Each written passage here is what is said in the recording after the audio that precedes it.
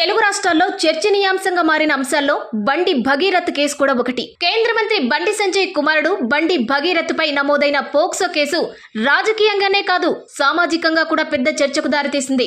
ఒకవైపు బాధితురాలి కుటుంబం న్యాయం కోరుతుంటే, మరోవైపు ఇది రాజకీయ కుట్ర, హనీ ట్రాప్ అని మరో వాదన వినిపిస్తుంది. దీంతో అసలు నిజమేంటి? చట్టం నిజంగా అందరికీ సమానంగా పనిచేస్తుందా అనే ప్రశ్నలు ఇప్పుడు సామాన్య ప్రజల్లో బలంగా వినిపిస్తున్నాయి. ప్రజల్లో ప్రధానంగా 3 అనుమానాలు కనిపిస్తున్నాయి.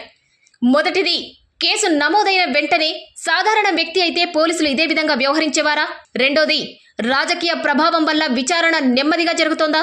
మూడోది, మీడియా ఎందుకు పూర్తి స్థాయిలో ఈ అంశాన్ని డిబేట్లలోకి తీసుకురావడం లేదు? ఇప్పటికే ఈ కేసుపై తెలంగాణ ప్రభుత్వం సిట్ను ఏర్పాటు చేసింది.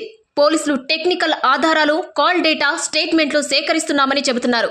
మరోవైపు బండి భగీరథ్ తనపై తప్పుడు ఆరోపణలు చేశారని, హనీ ట్రాప్ జరిగిందని కూడా ఫిర్యాదు చేశారు. కేసు ప్రస్తుతం న్యాయపరమైన దశలో ఉంది.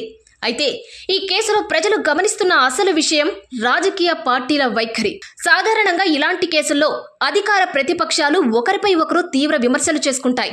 కానీ ఈ విషయంలో చాలా పార్టీలు జాగ్రత్తగా మాట్లాడుతున్నాయనే అభిప్రాయం వ్యక్తమవుతుంది.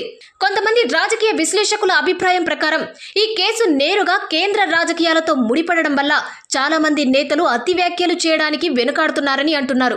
మరికొందరు మాత్రం నేడు ఒక పార్టీకి ఇబ్బంది వస్తే రేపు మరో పార్టీకి రావచ్చు, అందుకే పెద్దగా ఎవరు దూకుడుగా మాట్లాడడం లేదు అని చెబుతున్నారు. ఇక మీడియా వ్యవహార శైలి కూడా ఇప్పుడు చర్చకు దారితీస్తుంది. సోషల్ మీడియాలో మాత్రం ఈ కేసుపై విపరీతమైన చర్చ జరుగుతుంది. యూట్యూబ్, ఫేస్బుక్, ట్విట్టర్, వాట్సాప్ గ్రూపుల్లో అనేక కథనాలు వైరల్ అవుతున్నాయి. కానీ ప్రధాన టీవీ ఛానళ్లలో మాత్రం కొన్ని పరిమిత చర్చలకే ఈ అంశం కుదించబడిందనే విమర్శలు ఉన్నాయి. సాధారణ వ్యక్తి అయితే 24 గంటల డిబేట్లు చేసేవారా అనే ప్రశ్న ఇప్పుడు సోషల్ మీడియాలో బలంగా వినిపిస్తోంది.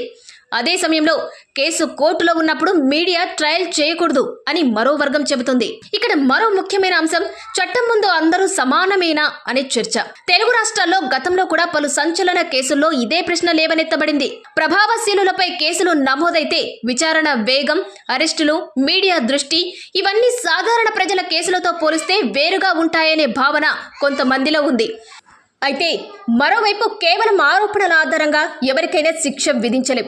పూర్తి విచారణ తర్వాతే నిజం బయటకు రావాలి అని న్యాయ నిపుణులు చెబుతున్నారు. అదే ప్రజాస్వామ్య సూత్రం కూడా. ఇప్పుడు అందరి దృష్టి సిట్ విచారణ, హైకోర్టు పరిణామాలపైనే ఉంది. ఆధారాలు ఏం చెబుతాయి?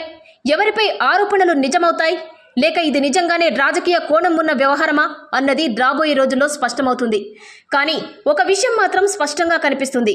ఈ కేసు కేవలం ఒక కుటుంబం, ఒక పార్టీ, ఒక నేతకు పరిమితమైన విషయం కాదు. తెలుగు రాష్ట్రాల్లో న్యాయ వ్యవస్థపై ప్రజల నమ్మకం, రాజకీయ ప్రభావం, మీడియా స్వేచ్ఛ, సోషల్ మీడియా ప్రభావం అన్నిటినీ ఈ కేసు మరోసారి చర్చకు తెచ్చింది. చివరగా ప్రజలు కోరేది ఒక్కటే, ఎవరు ఎంత పెద్దవారైనా సరే చట్టం ముందు అందరూ సమానమే అన్న నమ్మకం నిలవాలి. ఆరోపణలు నిజమైతే కఠిన చర్యలు ఉండాలి. తప్పుడు ఆరోపణలు అయితే అదే స్థాయిలో నిజం కూడా బయటకు రావాలి. ఎందుకంటే ప్రజాస్వామ్యంలో న్యాయం కనిపించడమే కాదు, న్యాయం జరిగినట్టు ప్రజలకు నమ్మకం కలగడం కూడా అంతే ముఖ్యం.